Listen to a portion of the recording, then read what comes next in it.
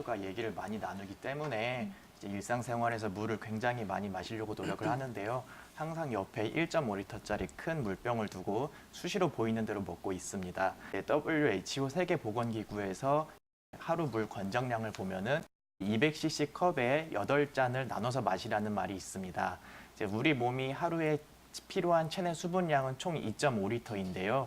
이 중에 1리터는 물이 아닌 다른 음식물을 섭취해서 복용하게 되고 그중에 나머지 중에 300cc 정도는 우리 몸이 대사 과정에서 스스로 발생되는 물의 양에 해당합니다. 이제 나머지 1.2리터에서 1.5리터의 양을 이제 물로써 드셔야 되는데 이 중에서 200cc 물컵으로 나눠서 마시면 한 8잔 정도가 나오게 되는 거예요. 앞서 말씀을 들으셨겠지만 우리 인체의 70% 이상의 물로 이루어졌기 때문에 내 체중이 70kg이다. 그러면은 40에서 50kg는 순전히 물의 무게라고 볼 수가 있습니다. 인체 건강 유지와 생명 활동에 있어서 물은 그만큼 중요하다고 볼 수 있습니다. 적지 않은 분들께서 차의 고소한 맛과 좋은 향 때문에 차를 물 대신에 물 대용으로 드시는 분들이 종종 계신데요. 결론적으로 말씀을 드리면은 물은 물대로 차는 차대로 구분해서 드실 필요가 있습니다. 차는 분명히 약효가 있기 때문에 이제 우리 몸에 도움이 되는 부분이 있지만 물처럼 많이 복용하게 되면은 부작용의 위험의 가능성도 같이 있고요. 물 대신에 물 대용으로서 복용할 수 있는 차가 있고 그렇지 않은 차가 좀 나눠져 있거든요.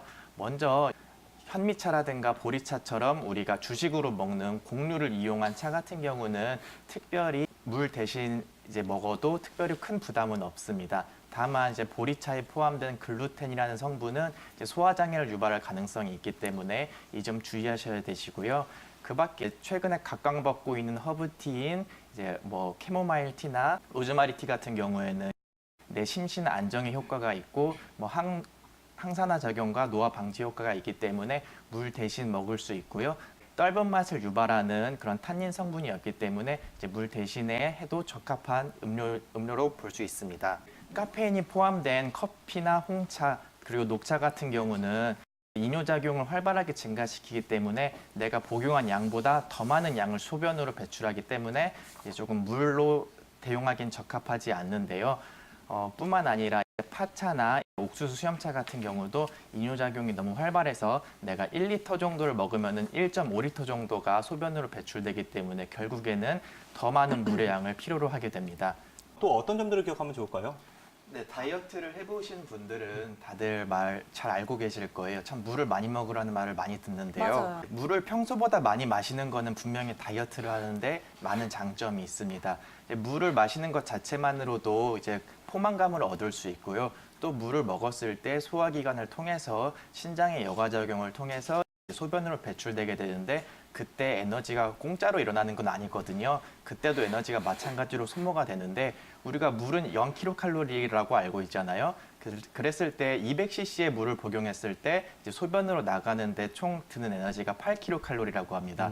말 그대로 먹어서 살을 뺄 수가 있는 거죠.